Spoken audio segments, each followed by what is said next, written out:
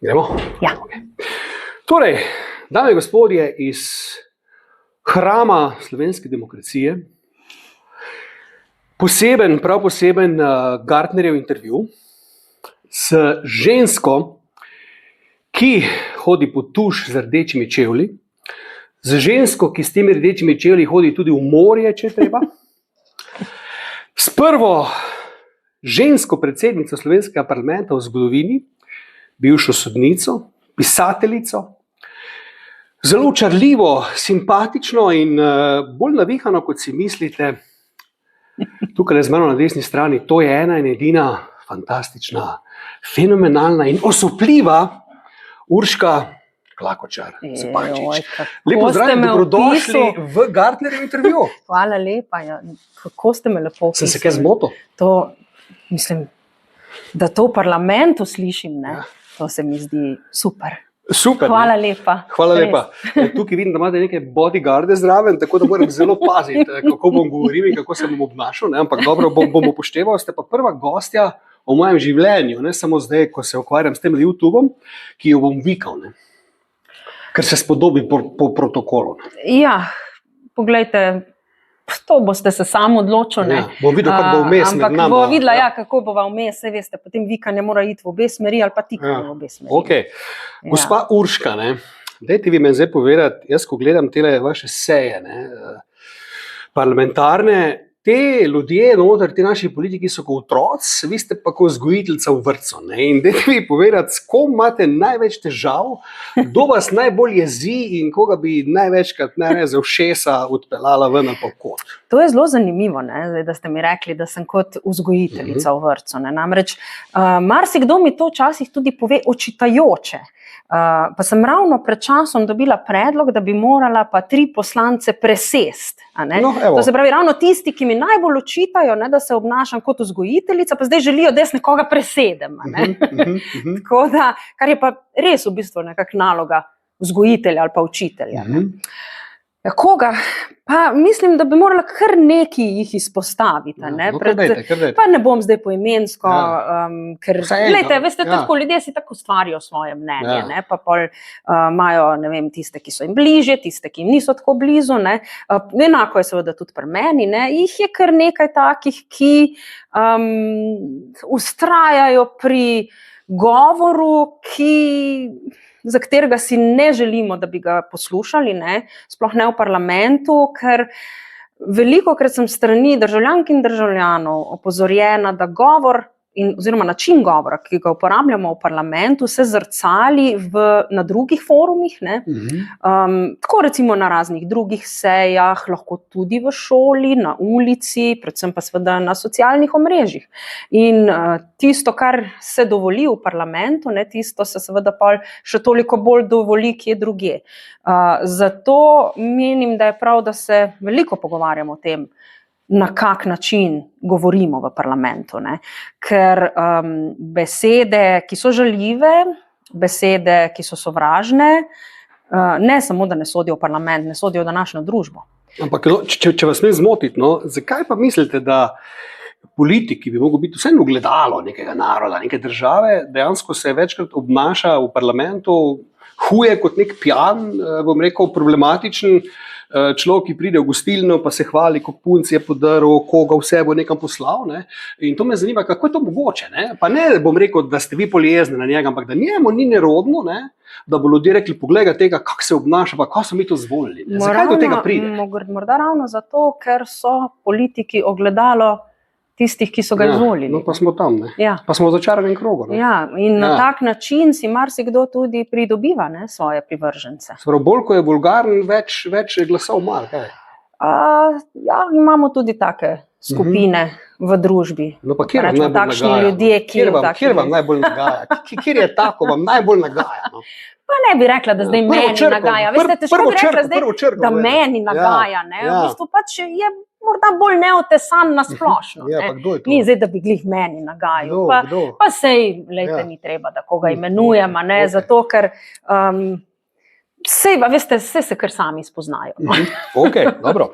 Zelo me to zanima, ne? Vi ste v javnosti znana kot takšna polnokrvna, anti-cankarjevska mati, ne, ki bom rekel, ruši te ustaljene staroverska pravila, ne, in to je kar tabu, nenadoma v Sloveniji postal, ne, ampak kar mene tu preseneča, da greste tudi ženskam na živce mnogim, ne, ampak jaz sem vedno rekel, tistim ženskam gre Urška naša na živce, ki so ne samozavestne, ne, ki so jezne na njo, da je ona na tem položaju, da je luštna, da je simpatična, ne, in bi vas utopili v temle kozarcu vode, pa tudi moškim greste na živce, ki se vas pa bojijo, ne, ki pa ne marajo polnokrvnih, luštnih, simpatičnih, samozavestnih žensk. Ženska v Sloveniji na položaju mora biti cankarjevska mati. Ne. Zakaj je temu tako in kako ste se vi s tem soočili, ko ste uleteli s to držo v parlament?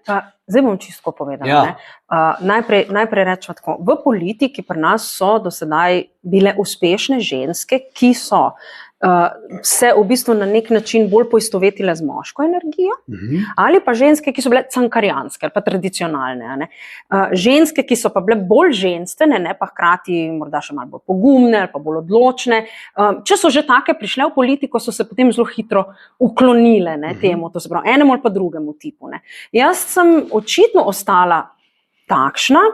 Zdaj, da bi me vprašali, zakaj je temu tako, pa ali sem jaz res to, vam sploh ne morem odgovoriti, ker jaz pač takšna sem. Ja. In pač takšna sem že od nekdaj in takšna sem prišla v politiko in očitno takšna tudi ostajam. In me v bistvu prijetno preseneti, ko mi vi rečete, ne, da predstavljam nek tak lik in tudi, ko mi drug seveda povejo, ne, da predstavljam nek tak lik ženske. Ne. Meni je to resnično zelo, zelo laskavo. Zato, ker se nikoli nisem mislila, da bi lahko jaz predstavljala nekaj takega. Ja, verjetno grem zato marsikomu na živce, ker se pač ne uklonim tistemu, čemur bi se morala. Marsikomu pa tudi ne grem na živce, ne, moram reči, da poznam veliko žensk, to mi je še posebej lepo, ne, da ženske pristopijo in rečejo, vi ste pa nam nek vzor, ne, nekaj, kar si same želijo biti. Ne. Ali pa posebej recimo tudi starejše ženske, ne, ki morda si želele tako živeti, pa niso, ker so čutile ta pritisk te patriarhalne družbe. Verjetno je nekaj v tem, kako sem jaz odraščala, v kakšni družini sem odraščala v družini, kjer je bila popolna enakopravnost, a ne, med očetom in mamo, kjer je pravzaprav bilo izjemno spoštovanje se strani mojega očeta do moje mame, ki pa je bila bolj dominanten lik v družini, s tem, da je pa oče bil pa zelo topu in je v bistvu to nekako balansiral, ne, ta bolj dominantni mamin lik. Ampak prav nikoli nisem imela občutka, da česa ne bi zmogla, zato ker sem pač ženska. Tudi potem v šoli nisem imela takega občutka, tudi potem med študijem ne, niti potem, ko sem stopila na poklicno pot. In prvič sem se s tem, da lahko so pred me postavljene ovire zato, ker sem ženska, ali pa, ne vem, da se moram pač v neke tirnice zdaj vzpostaviti, a ne, šele z vstopom v politiko. Tako da sem bila pravzaprav presenečena, ker sem mislila, da smo kot družba mi to res že nekako prerasli. Daleč od tega, da smo, a ne, daleč od tega. In če jaz v bistvu predstavljam neko trmoglavko, ne, tukaj, ne, da pač neokročeno, ker nekako ostajam takšna, kot sem, si bom to vzela kot kompliment in bom v bistvu utirala pot ženskam še naprej. Vem pa, da ni lahko. Še posebej recimo v teh dneh poslušam strani različnih žensk, pa naj bodo to, ne vem, ženske na nekih visokih strokovnih pozicijah, ženske v medijih, ženske v nevladnih organizacijah, političarke, pač ženske, ki bolj segajo po zvezdah, ne, govorijo o tem, ne, kako, s kakšnimi težkimi ovirami se soočajo, s kakšnimi žalitvami se soočajo, z verbalnim nasiljem, ne, tudi s fizičnim nasiljem. Jaz, hvala Bogu, nekega hujšega nasilja sama nisem doživela še, morda tudi zato, ker se nekdo, kot ste rekel, boji. In se, ne vem, morda tako me dojemajo kot neko močno žensko. Ne. Ampak jaz tudi sem v sebi zelo ranljiva, pa nežna, pa ženstvena. Ne. In ravno ta kombinacija, ne, je taka kontroverzna lahko. Ne. V bistvu močna ženska, ne, ki ima jajca, ne, ima jajca, in tudi kdaj kaj pove, ne, hkrati pa tista nežna ženska duša, ne, to dvoje nekako se pri meni prihaja do izraza. Ne. In to seveda izbuja močna čustva pri ljudeh, ne, ali pozitivno ali pa negativno. Recimo te vaši zelo glasni, zdaj že ponarodeli, v DNK zapisani rdeči čevlji, ne. Jaz se spomnim, pač Slovenija se je takrat razdelila na dva dela. Ne. Eni bi vas sežgali na grmadi kot čarovnico, druge ženske so se pa oblekle v rdeče čevlje in so ponosne, korakale okoli. Ampak jaz sem se vprašal, čakaj, mi smo leta, kaj bilo to leta 22, 23? Ja. Kaj se mi leta 22 gremo, da rečem, da je vi zdaj nagi prišli v parlament, rekli, tule sem, cesarjevo novo plačila, gledajte, bi razumel, da je škandal, ne? Ampak rdeči čevlji, čakaj, halo, kaj se dogaja v Sloveniji, da lahko rdeči čevlji na ženski, dobro, ki je na položaju, ki ni običajna ženska, ne, ampak kljub temu ni to nekaj takega, da bi zdaj mogli cel svet stresiti. Kako ste to takrat vi doživljali, no, da so te čevlji povzročili škandal, dobesedno, da bi nagi prišli v parlament? Tako kot vi. Ja. Jaz sem bila presenečena, ne, da to sploh kdo opazil. Ja. Meni so se zdeli pač lepi. Ja, glede na to, da sem bila, zdaj so postali nekako moj simbol. Ja. Jaz sem pravzaprav zelo vesela tega, veste, ker jaz, preden sem prišla v parlament, jaz nisem hodila v salonarjih, ne. Nisem si sploh nikoli mislila, da bi lahko bil nek simbol moj salonar, ne. Ampak takrat pač, ko sem se oblekla, sem rekla, ok, zdaj sem v črnem, ne, bi bilo lepo, da bi bilo nekaj malo bolj živahnega še gor, ne, in sem se pač obula tiste rdeče čevlje, ki so mimogrede zelo neudobni, ne, z visoko peto, ne. Za lepoto je treba potrpeti. Ja, včasih tudi, ne. In sem bila presenečena, ne, zelo, da se sploh kdo obregne ob kaj takega. Ne. Ampak pa sem bila pa še toliko bolj pozitivno presenečena nad odzivom. Najprej poslank, koalicijskih poslank, ki so si za naslednjo sejo Državnega zbora obule rdeče čevlje. Zdaj, tiste, ki ne nosijo pet, so si obule, lahko tudi rdeče športne copate, ne. Potem pa tudi ženske, ne, da so to nekako povzele kot simbol upora proti šovinizmu, seksizmu, da pač zaradi tega, kakšno barvo čevljev nosimo, pa res ne bomo obsojane, ne, ali pa okarakterizirane. Tako da pravzaprav se je tistemu, ki je to začel, nekako vrnilo kot bumerang, ne, in ga zadelo vemo kam. Ampak je pa to mi interesantno, ne, tak nek razcep se v moji glavi zdaj dogaja glede žensk, ne, zdaj po eni strani, tudi vi, ne, bomo pol prišli tudi na to vašo zelo glasno knjigo, ne, Greh in greh, ne, recimo zagovarjate to polnokrvno žensko, ki prizna, da ljubi, ki prizna, da ima čustva, ki prizna, da ima rada seks, ki živi polno življenje, ne. Po drugi strani imamo pa tu zdaj nek moderni feminizem, ne, ki pa to nekako ne dopušča. No? Kakor jaz prav razumem, se pravi, Bog ne daj, da je ženska samo seksi in nepametna. Ne? Bog ne daj, da izpostavi svoje atribute. Ne? Bog ne daj, da je do pohvali, ker bo to že škandal. Ne? Zdaj, kje smo mi dva tu? Ne? Se pravi, je lahko ženska polnokrvna, pa hkrati, bom rekel, feministično moderna, ali to ne gre skupaj, ker to se meni tepe zdaj. Mislim, da absolutno gre to skupaj. To mi razložite. Lejte, mene so velikokrat želeli označiti za feministko. In potem sem tudi velikokrat rekla, dobro, kaj zdaj je feminizem, ne? A je to boj za pravice, če to pojmujemo feminizem kot gibanje, kot boj za pravice žensk, za enakopravnost žensk, potem zagotovo sem feministka, ne? Zdaj, če to gledamo malo širše, ne, že kot egalitarizem, to se pravi boj za pravice vseh skupin ljudi, različnih skupin tudi, ne? Ampak da bi pa v bistvu se jaz pomaknila v smer tega, ne, zdaj pa, ne vem, da pa ženska, ne vem, mora biti in pametna in lepa, ne samo lepa, ne, to se mi zdi, ne vem, jaz se v to sploh ne bi spuščala, jaz vedno pravim vsakemu, naj bo svoboden, kolikor se le da, naj živi svobodno, kolikor se le da, naj spostavi tisto, kar želi, kar je pri njemu najboljše, najlepše, če hočete, ne, če s tem ne škodi drugemu. In to je to.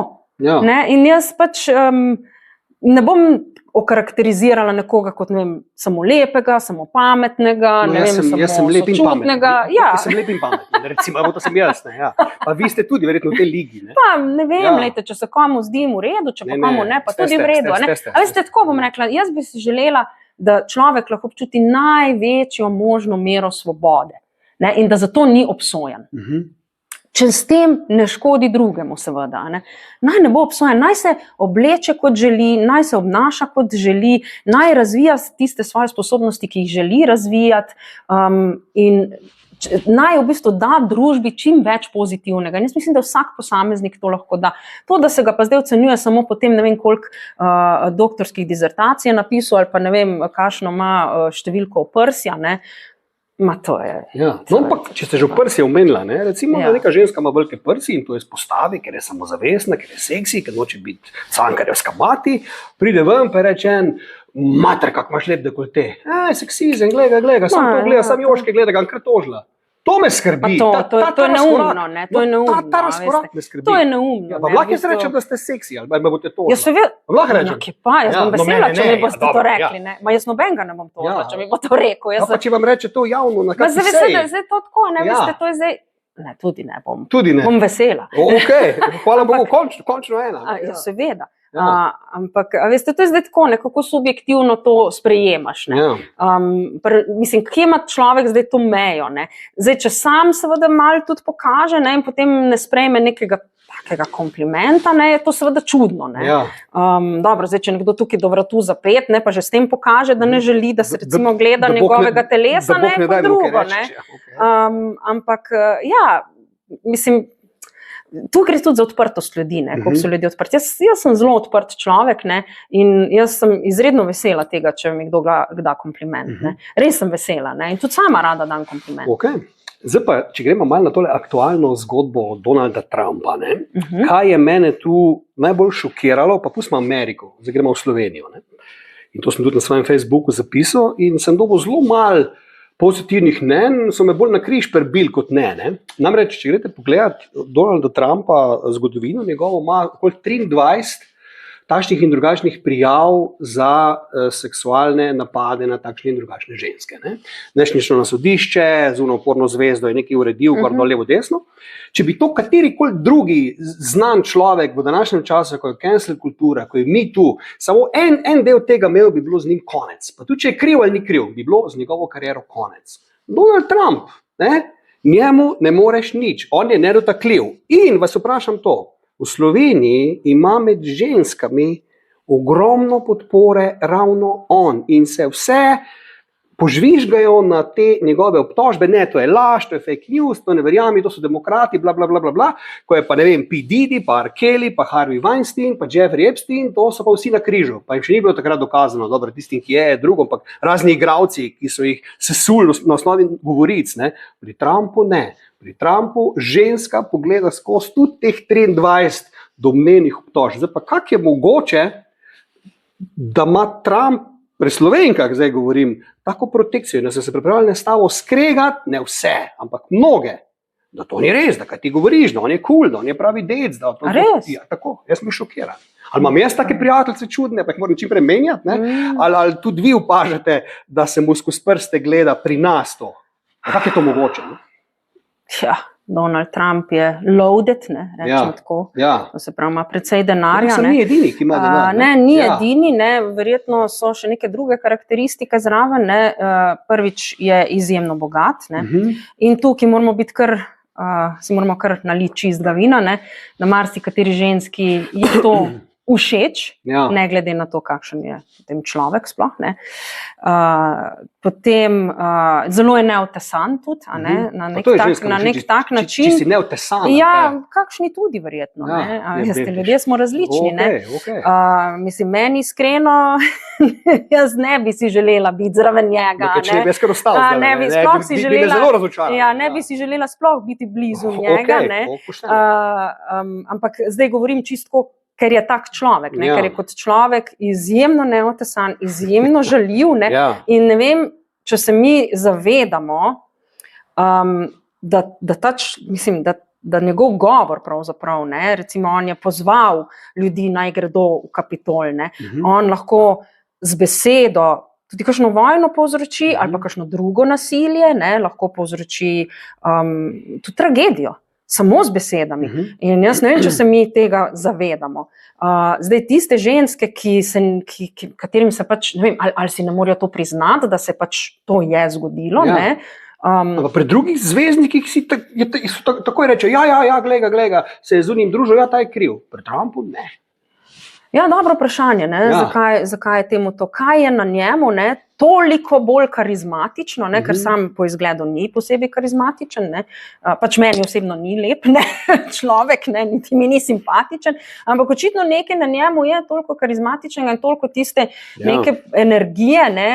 Izraža take, da očitno človeka zna prevzeti, ne? In je tak demagog na nek svoj način in zelo pritiska na čustva tudi ljudi. Ne?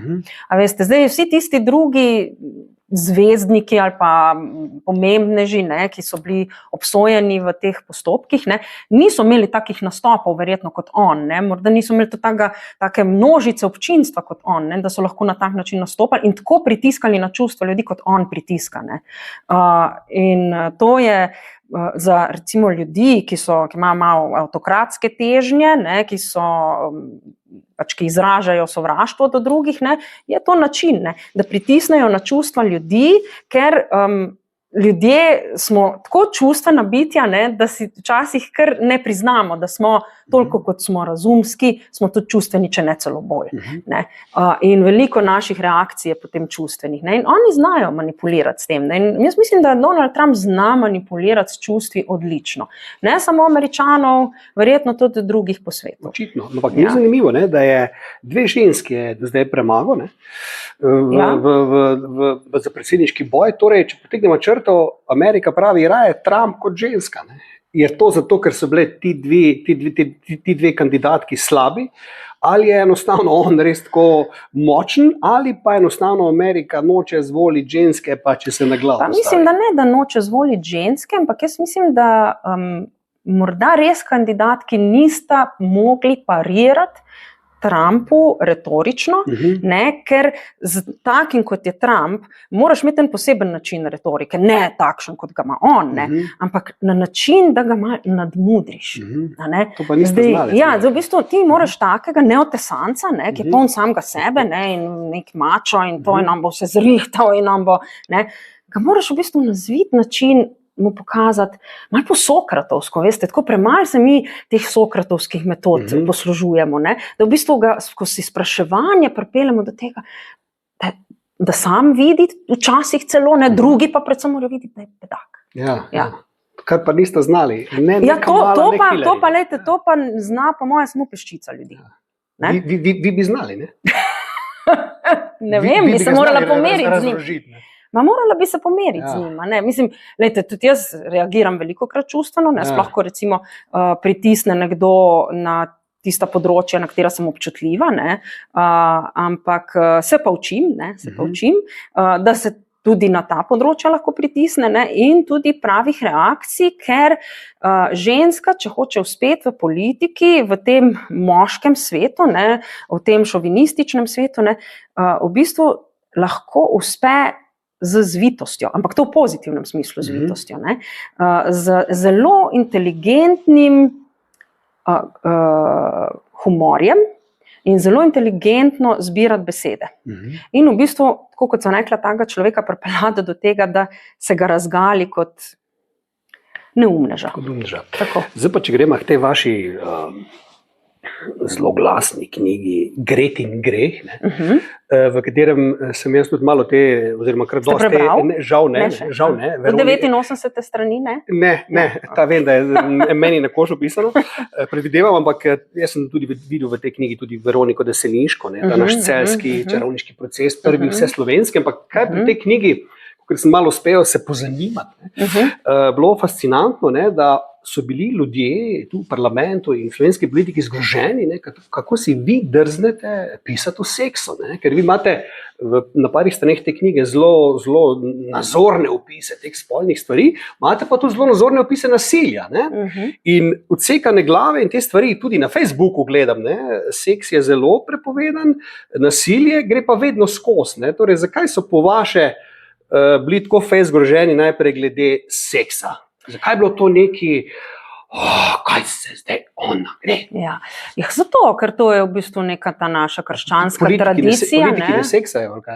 Ja, jaz upam, da, no, zaradi tega, ker to dviguje dopamin to serotonin, hormone sreče, je dober za zdravje, pravijo, tudi za fizično zdravje, ne samo duševno zdravje, tako da jaz upam, da.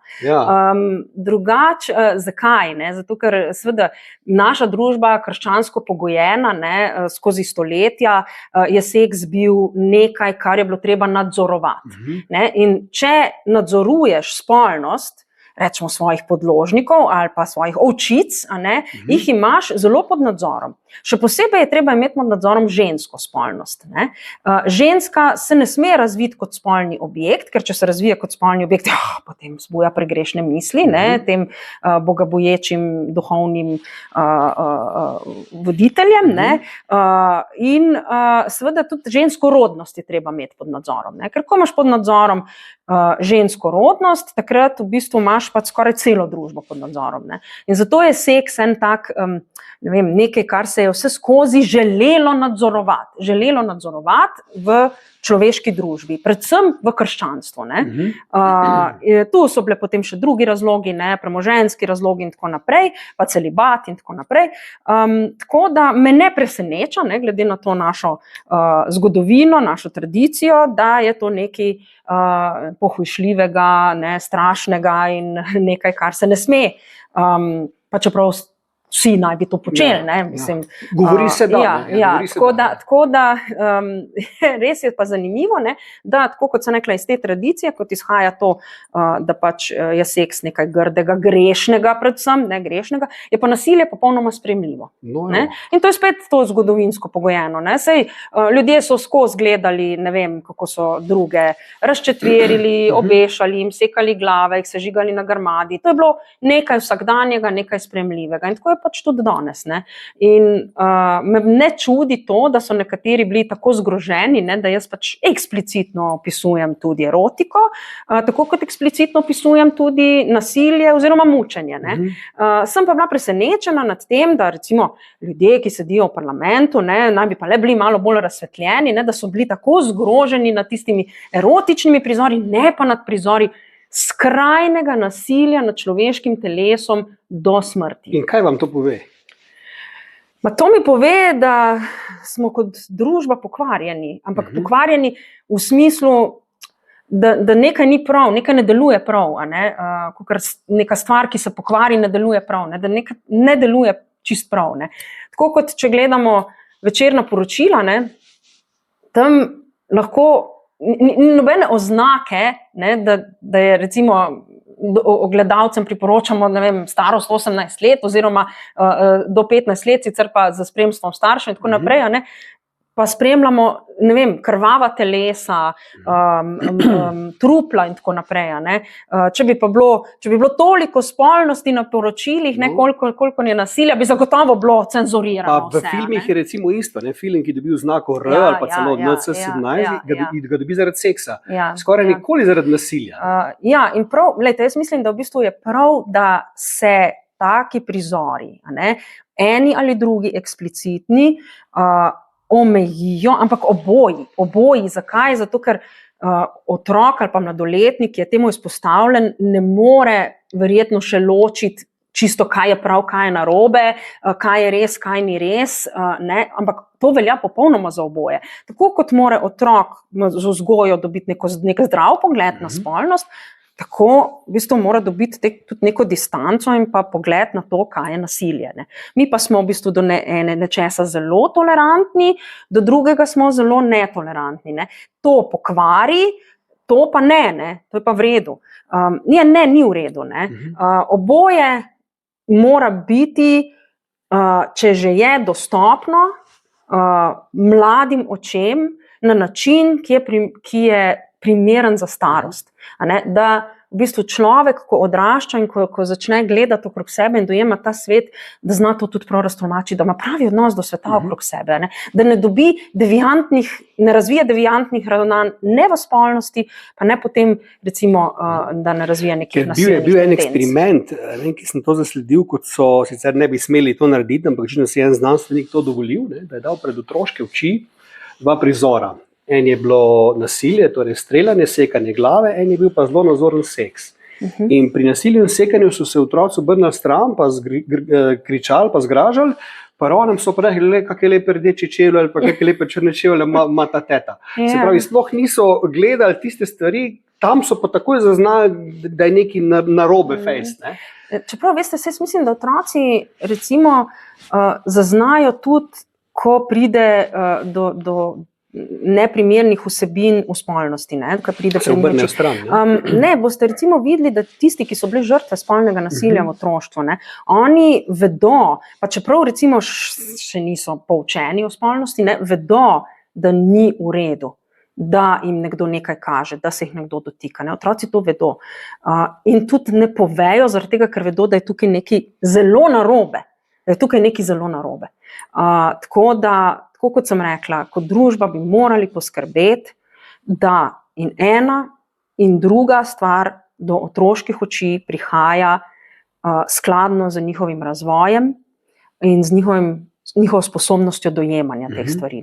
Drugače sem pa zelo šokiran, v bistvu, ko jaz imam ogromno prijateljci in tako drugače, pa se pogovarjamo pa glede moža, glede spolnosti, glede teh stvari. In sem šokiran, da leta 2024 mnoge še vedno hodijo na neke tečaje za boljšo spolnost, tečaje za boljši zakon, tečaje za boljši seks, kako doživeti orgazem, bla, bla, bla, bla, bla. Leta 2024, ko bi to mogle ženske že imeti v malem prstu, po mojem mnenju, mnoge pa so stare, ne vem, rečemo od 20 do 60, imajo na tem področju še vedno orjaške probleme. Zdaj, kaj to po vaše krivo, ker po drugi strani imamo pa punce, ki so pa seksualno zelo pogumne, pa zelo agresivne, še posebej mlade, da se jih že fantje bojijo, in je pol moški, ta mačo, alfa samec se je zgubil, ker se je začel bati žensk.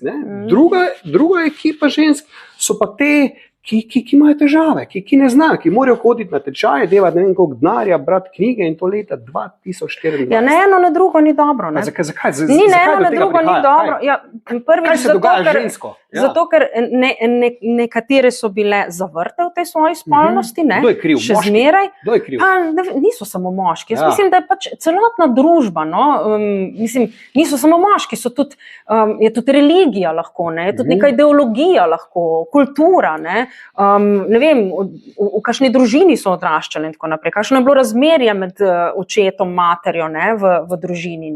Tako da to je en problem, drug problem je pa je pa tam morda tudi pretirana, zdaj že moramo pa tukaj si tudi priznati, da že vsak otrok pride do nekih eksplicitnih pornografskih vsebin lahko na internetu. Spet ni v redu, zaradi tega, ker lahko razvije pa dejanja, ki grejo pa prekomerno spet preko tega. Kje najti to pravo? Z vzgojo, s tem, da se mi z otroki ukvarjamo, s tem, da jim razlagamo stvari in s tem, da jih pač usmerjamo na pravo pot. Če jih pač prepuščamo internetnim vsebinom, se bodo naučili stvari po svoje, zdaj z neko pretiranim omejevanjem ali pa da jim tlačimo njihovo ali pa da jim izkrivimo njihovo samo podobo, pa spet ni v redu. Tako da jaz moram reči, da sem izjemno hvaležna, da sem živela v družini, kjer sem si res lahko razvila neko pozitivno samopodobo, kjer sem se počutila zelo svobodna in kjer sem lahko razvila tudi svoje potenciale, tako kot sem jih želela.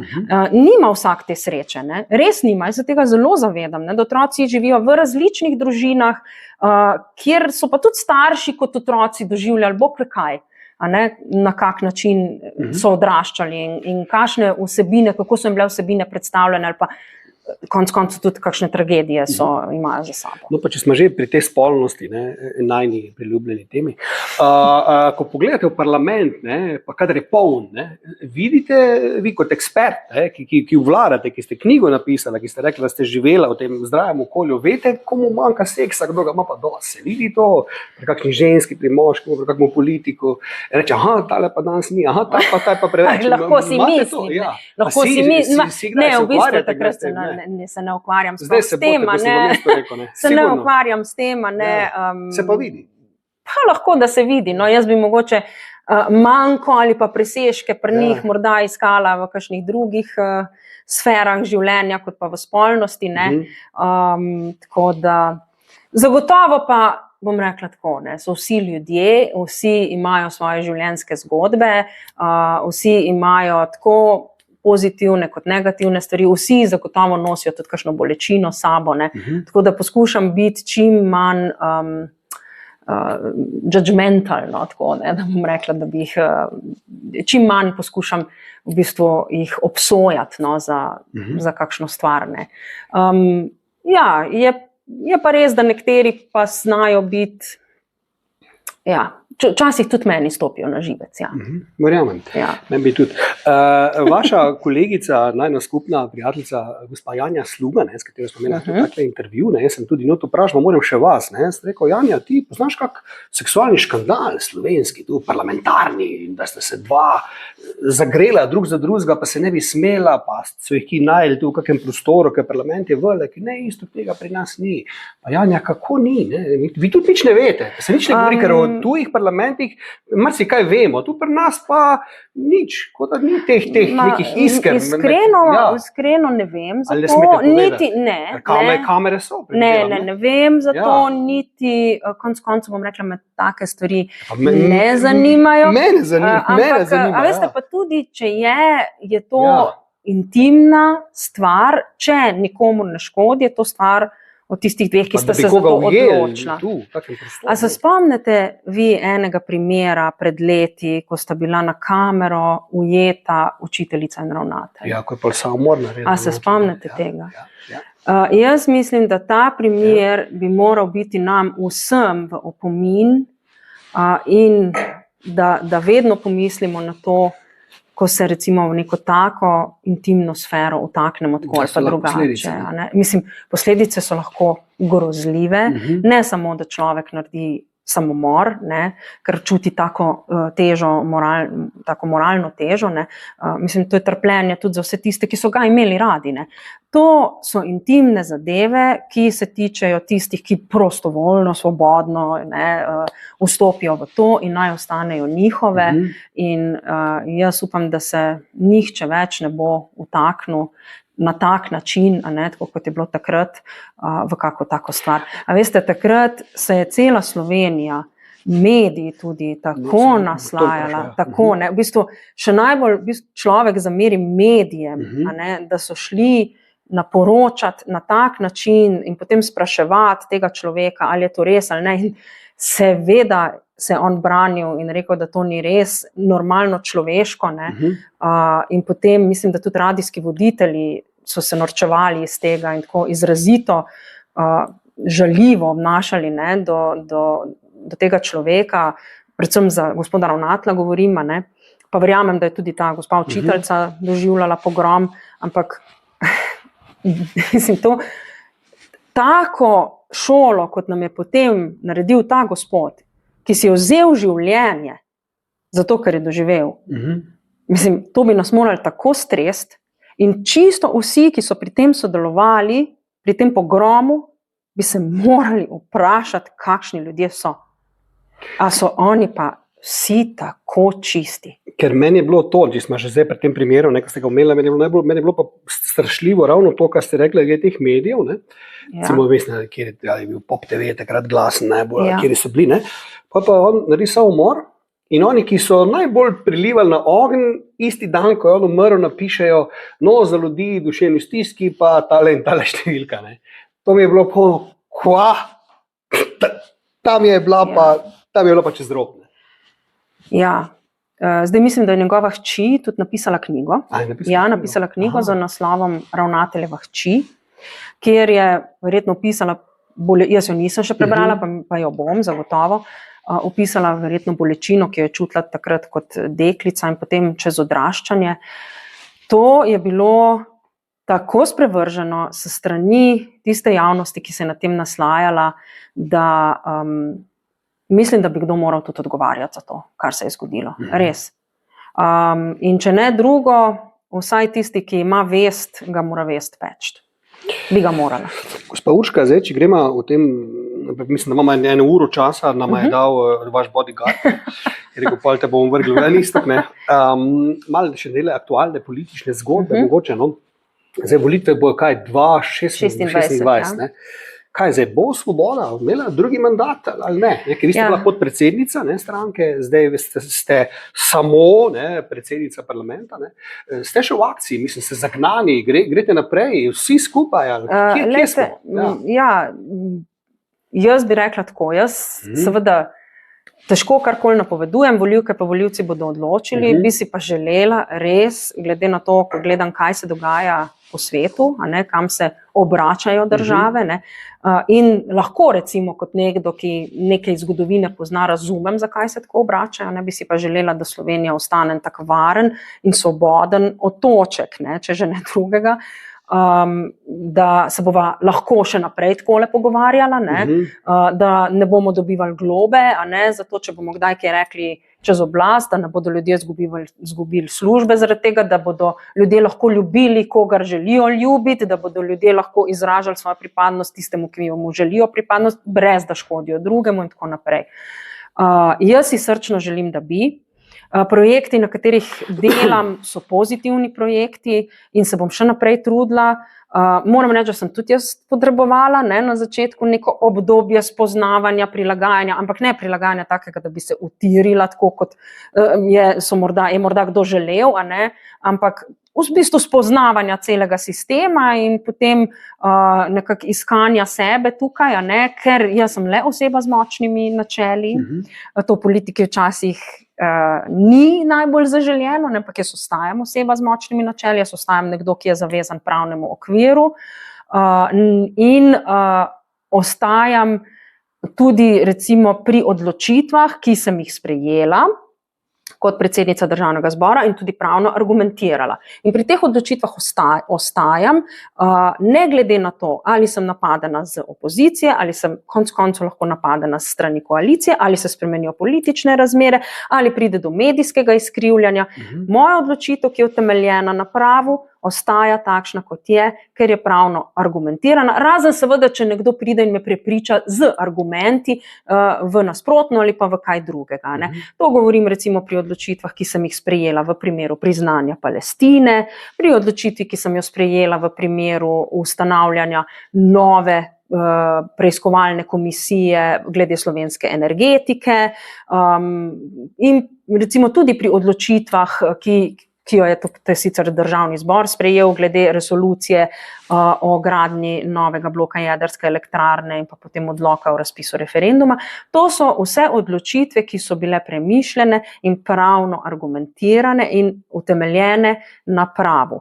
In to so odločitve, ki ostajajo. Moje odločitve v teh primerih, ki jih sprejemam kot predsednica parlamenta, niso nikoli politično motivirane, ker pač sem sama zelo zavezana pravu. In zato bi si želela, da nekako tako gre tudi naprej, da gre tudi Državni zbor nekako s to popotnico naprej. A veste, marsikdo mi je očital, da kršim poslovnik ali pa kršim zakon, pa kršim ustavo.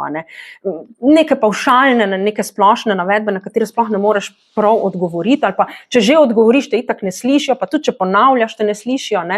Ampak jaz sem zelo mirna, kar se tega tiče, zato ker, kot sem rekla, nikoli takih odločitev ne sprejemam hipno, ampak so vedno dobro premišljene in bi si želela, da bi ta parlament deloval tako tudi naprej. Tako da, želim si, da Slovenija gre po tej poti, to se pravi ustvarjanja politike v pravnih okvirih naprej in želela bi si, da Slovenija naredi, verjetno ne bo šlo hitro, ampak upam, da bo tiste reforme, ki jih potrebuje in da hkrati tudi Slovenija postane, kar pa se že vidi, pomembna igralka na mednarodnem parketu in država, ki je pojmovana kot stabilna, demokratična, kot država, ki je miroljubna in kot država, ki lahko pomaga pri reševanju konfliktov.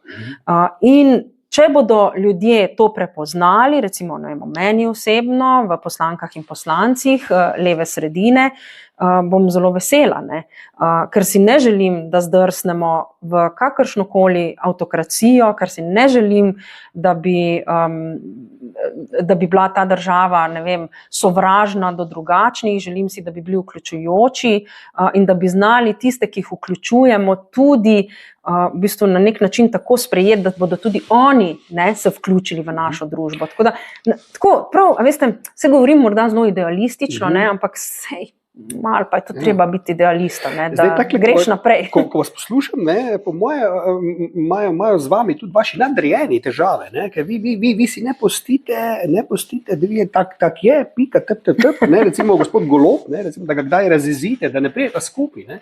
Pa ne vem, veste, se jaz nimam nadrejenega, ne, veste, tukaj pač ni noben nadrejen, v smislu stranke, ne. Pa jaz mislim... Vam lahko kaj reče, čuj, zdaj pa takle, zdaj pa prosim, črne čevlje, ne mi iz rdečega, tu srad, zdaj pa pika. Lejte, gospod Golob je pravzaprav človek, ki posluša tudi druge argumente in ko premisli, zna tudi sprejeti zelo dobro odločitev. Ne. Tako on je, kot vsak drug človek, tudi zna hipno reagirati. Ampak tako kot vsak drug človek so te njegove hipne reakcije lahko čustveno obarvane. Ne? In potem, ko premisli kakšno stvar, vidi, da bi bilo bolje ravnati drugače. Ampak to nisem tako mislil. Je tudi človek, ki se zna opravičiti. Ampak to jaz mislim, da je to kvaliteta velikih ljudi. Tistih, ki se pač znajo opravičiti, ker nisi ti boljši človek, če vse narediš vedno prav, pa noben človek ne naredi vedno prav. Sej je popolnoma človeško, da se kdaj zmotiš, da narediš kaj narobe, da kdaj userjaš po domače. Jaz ga. Ampak to tudi spoznam, sej to mogoče gospod, ki pravite, da imam bodyguard, je tudi na nek način moje ogledalo in mi pove, mi pove in hvala Bogu, da mi tudi pove, da sem nekdo tak, ki to znam tudi poslušati in to tudi upoštevati. In jaz mislim, da lastnost res velikih ljudi je, da si priznajo, da niso vsevedni in da nimajo vedno prav. Jaz recimo vam nikoli ne bom govorila, da imam vse prav na področju infrastrukture ali pa na področju energetike ali pa na področju zdravstva. Ne morem, jaz nisem sploh usposobljena, da bi lahko take izjave dajala. Na mojem strokovnem področju pa, če me pač nekdo ne prepriča v drugačno rešitev, ki je boljše argumentirana ali pa boljša, ne vem, večjo dobrobit ljudi, potem bom pač vztrajala pri svoji. Bi si upali na samostojno politično pot, pa imeti idejo, da bi lahko uspeli, ne vem, recimo z neko čisto samostojno stranko ali pa prav kandidirati za predsednico Slovenije, recimo čez nekaj let. Imate te želje, te ideje ali vam odgovarja? Jaz pravzaprav nič o tem ne razmišljam. Jaz vem, da v politiki samostojnosti ni, samostojen politik ne moreš nič doseči. Tako da ne razmišljam o tem, jaz si samo želim, da bi imela možnost delati še naprej projekte, na katerih delam. Jaz moram reči resnično, da sem ravno zadnjič z nekom govorila in sem rekla, veš, tale funkcija pravzaprav je čist fajn, zaradi tega, ker mi poleg protokolarnih obveznosti in mednarodnih obveznosti omogoča tudi, da delam vsebinsko. In to mi je res v veselje delati vsebinsko. Torej, delati vsebinsko na zakonodaji, razpravljati na odborih in bdeti nad zakonodajnim postopkom, zaradi tega, ker tisto je kar bolj naporno kot to, tisto protokolarne obveznosti in to je meni bolj naporno, kot to strokovno delo.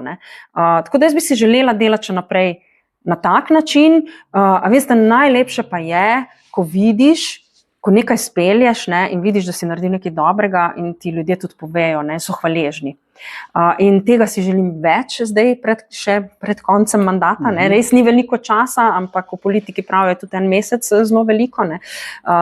Bi si želela te projekte, ki sem jih začela, in to je boja proti korupciji in pa na socialnem področju, pa tudi na kulturnem področju, bi si želela, da se dokončajo oziroma uresničijo in da bom v bistvu na koncu mandata lahko rekla, to imam vse za pokazati. Čeprav kot predsednica parlamenta moram povedati, da veliko mojega časa mi pokrijajo razni mednarodni obiski, razna srečanja, konec koncev tudi seje Državnega zbora, tako da kolikor se le da delam vsebinsko, kar predsedniki pred mano verjetno niso toliko. Ampak kam lahko gre še človek karierno od šefa parlamenta?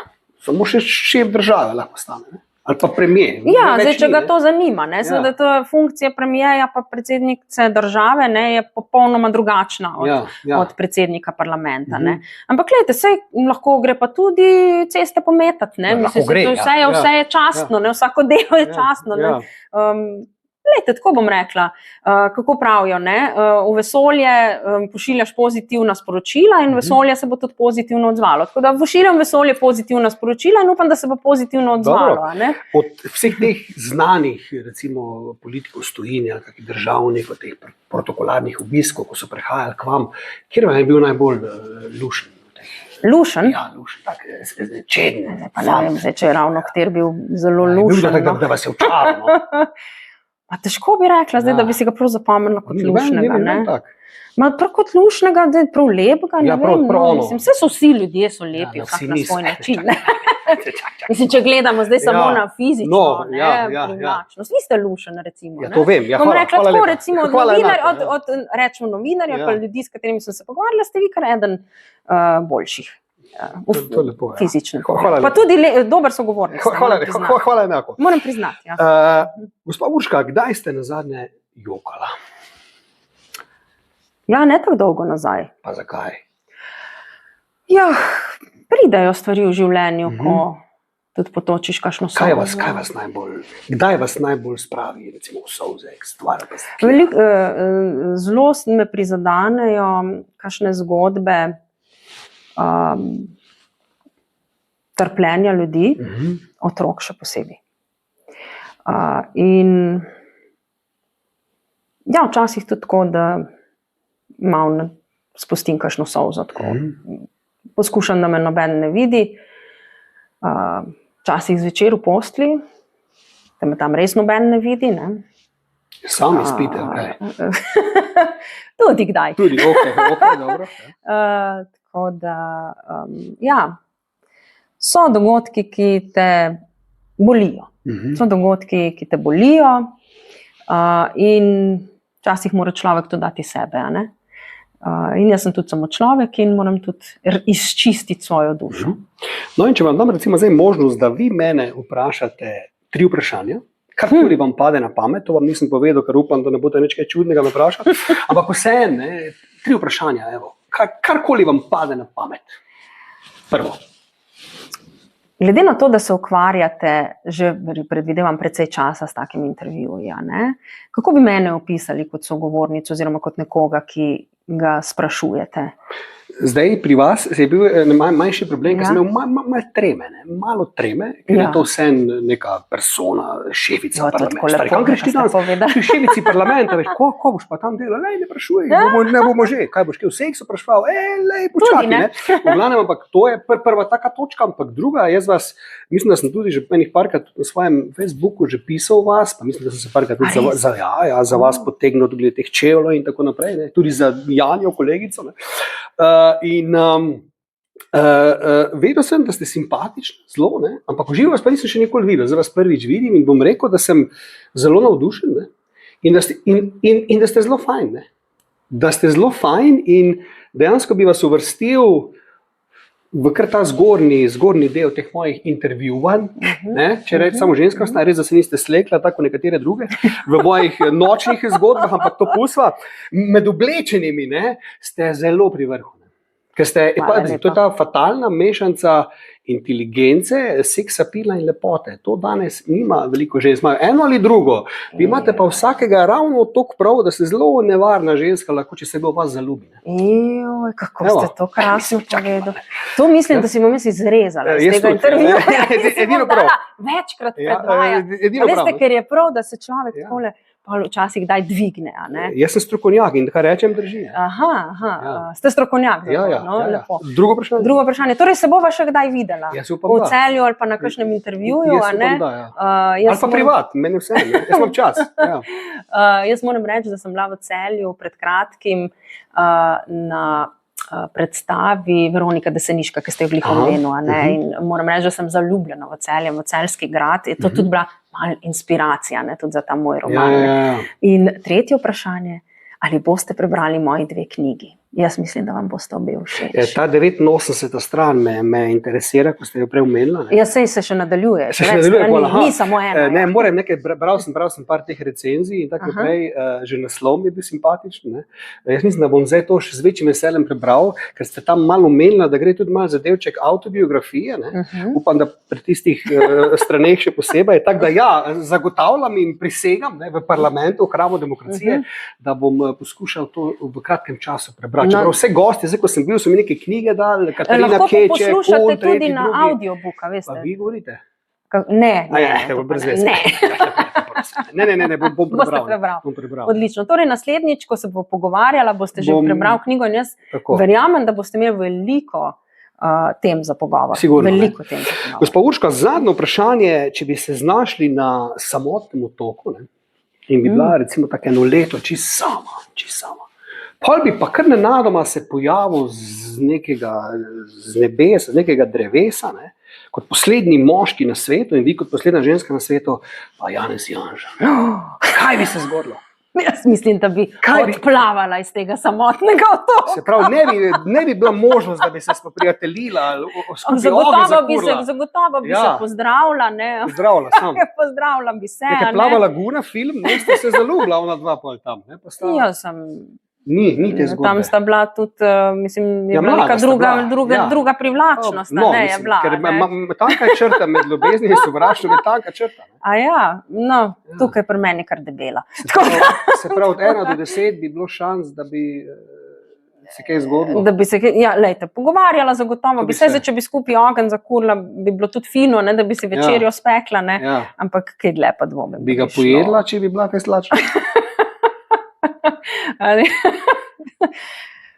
Ne vem, mislim, to je pa čisto odvisno od okoliščin. Če imamo v mislih tisto stvar, ki so jo doživeli, kaj so bili v Andih, mislim, da so bili, ki so v Urugvaj so leteli, so strmoglavi, ki so bili športniki, zdaj ne vem, so bili nogometaši ali igralci ragbi, ali kaj so bili, ko v bistvu so potem jedli, umrle, zato da so lahko preživeli in vem, da so tudi travme pol doživljali, da jim je morala tudi cerkev nekako uradno odpustiti, ta kanibalizem, tako da, vprašanje je, kaj postane človek, kaj se s človekom zgodi potem, ko pride do neke take skrajnosti. Tako da jaz bi rekla, lejte, če bi jaz prej umrla, bi dovolila, da me gospod Janša poje, da preživi. Upošteno. Gospod Urška, zadnji stavek z vaših ust za najne gledalce, nekaj takega, da se vas bojo spominjali še mnogo let po vaši karieri, se pravi, tak prelomno stavek, da bi rekli, Bentiš, tole pa res rekla. Jaz bom rekla tako, želim si, da bi vsakdo bil pomirjen sam seboj, ker bo pomirjen na tak način tudi svetom okrog sebe. In želim si, da bi ta svet bil prijazen, varen in svoboden. In za tak svet se je vredno boriti. Naj vsak prispeva delček temu, da ta svet tako stane. Ker to smo dolžni svojim otrokom in nadaljnjim generacijam. Mislim, ostal sem brez besed, če bi še kakšna žalostna muzika bila zraven, bi imel težave. Moram pa čisto v koncu priznati, mislil sem, da ko je bil Borut Pahor predsednik parlamenta, da lepšega predsednika Slovenija ne bo imela. In evo. To zdaj boste šli pogledati tamle vse moške predsednike v slikah. Ne rabim gledati. Hvala lepa, res lepo ste to povedali. Jaz mislim, da si bom ta intervju veliko krat zavrtela, ker bo zelo dober za mojo samozavest. Hvala lepa. Hvala lepo se imejte. Upam, da se še srečamo. Jaz tudi. Pa še kar boste jezna na te, ki si to zaslužili. Ker če ne bo išli čez rob. Ja, ampak zvito, ne? Zvito, ja. Tako. Dame in gospodje, to je bil še en Gardnerjev intervju. Zdaj po gospe Urški bo zelo težko najti nekoga, ki bi zdaj to nadgradil. Zdaj, kdo bo to, ne? Pa zvete mogoče zelo kmalne. Ajde, lepo bote. Ja, super. Bilo dober.